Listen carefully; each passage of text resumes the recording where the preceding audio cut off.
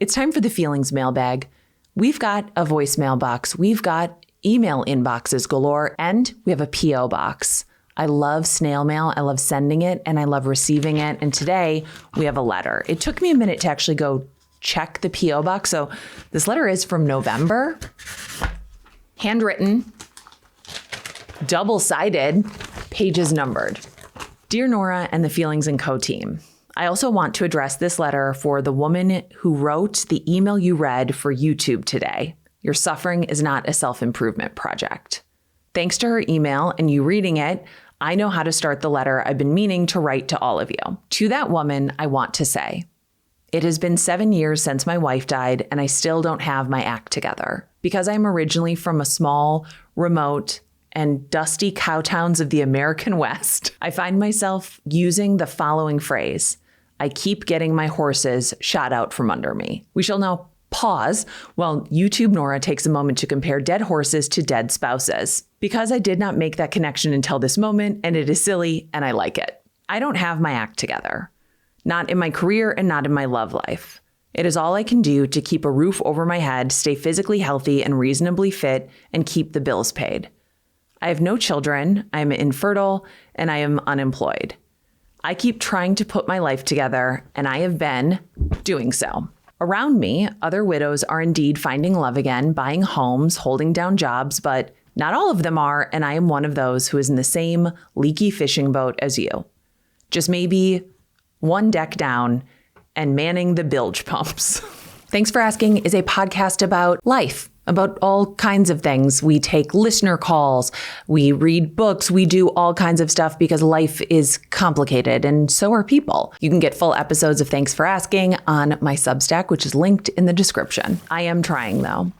Every time a new horse gets shot out from under me, a relationship, a job, I have to pick myself up all over again and start over. I know I could choose not to. I could give in to despair. There's a dark basement bedroom always waiting for me at my parents' ranch in rural Nevada, where I could go if I tucked my tail and surrendered. All it would cost is my pride as a man. Marcel, I hope you feel me here, returning to the disapproval and disappointment of my father, childless and unmarried and unemployed, is a brutal death of a man's dignity. But it is there. I could spend the next 10 years living in that basement, caring for my aging parents. I'm 47 now. I would likely be close to 60 by the time both parents are gone, and that isn't much of a life. However, I made my late wife a promise before she died. Several, in fact. The particular promise of importance here is that I would never give up, that I would live. It doesn't sound that spectacular until one considers that the 2 years following the death of a spouse are statistically dangerous for widows. We are at risk of dying from everything. Male widowers are far more prone to suicide, and there have been times where I considered it, but I made Kristen that promise. I promised her I would survive. I have, and so have you. We keep going. Surviving is enough. It has to be somehow. For me, I will keep going.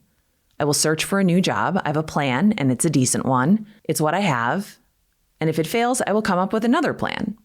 No matter how many times my father thinks I'm dumb and due to fail, I will keep failing, but I will fail upwards. Because when I stop, there's a dark basement bedroom in Nevada waiting for me. And I may end up there someday, but not because I gave up. I won't give up, and as Nora observed, neither did you. So I will persevere, and I will wait until the new year, and I will attempt to find employment in the chaos of a second Trump administration, and I will try and improve my love life, and I will support my fellow widows because I want to help them survive too, even thrive. I'm a volunteer in local widows groups, and I'm on the steering committee for Camp Widow Seattle. I've had several lovers since my wife's death. They were all special in their own way, and I don't regret any of them. Maybe you will be lucky and meet someone that can make you smile and sparkle. I don't know for certain, no one does, but we have hope. I am surviving even after 7+ years, but I am not giving up. Somehow I will fail upward. I will make it work. You have and will as well. Our success stories will just come a little later than others is all. I've always loved the movie Sleepless in Seattle. I thought it was neat that I shared the same last name with Jonah and Samuel. I was 16 years old when that movie came out. Now, 31 years later, I understand Samuel all too well. I don't live in a houseboat on Lake Union. You'd have to be short, skinny, insane, and rich to live on those. And I'm a big, tall guy with broad shoulders. I do, however, live in a big house that looks out over a river, an island, a city, and the Olympics. And on the drive to my home, you get a breathtaking view of where the river meets the sea. There are eagles nesting in the trees on my property. Oh my God, this is so beautiful. And I can watch the mists move through the forests as if it were a breath exhaled by the earth itself. My life is pretty good, even with all the challenges, because I keep failing upward. I will wrap up this letter here.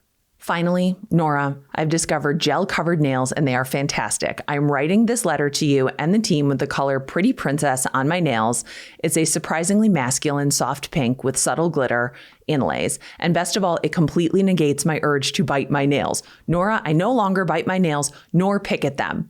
This is huge, and I only discovered this because I was tired of clear coat not deterring me and decided to try something new. Always fail upwards, Dan.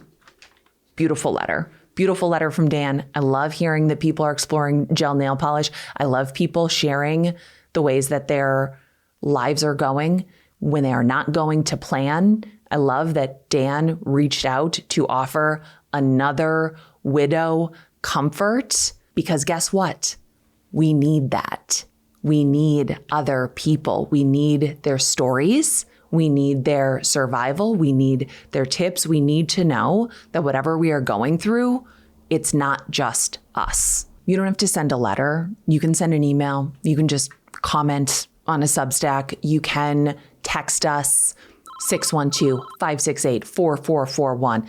Email thanks@feelingsand.co, or you can send us a letter. My P.O. Box is 33127, Phoenix, Arizona, 85063 or 67. I thought it was, 85067, I believe.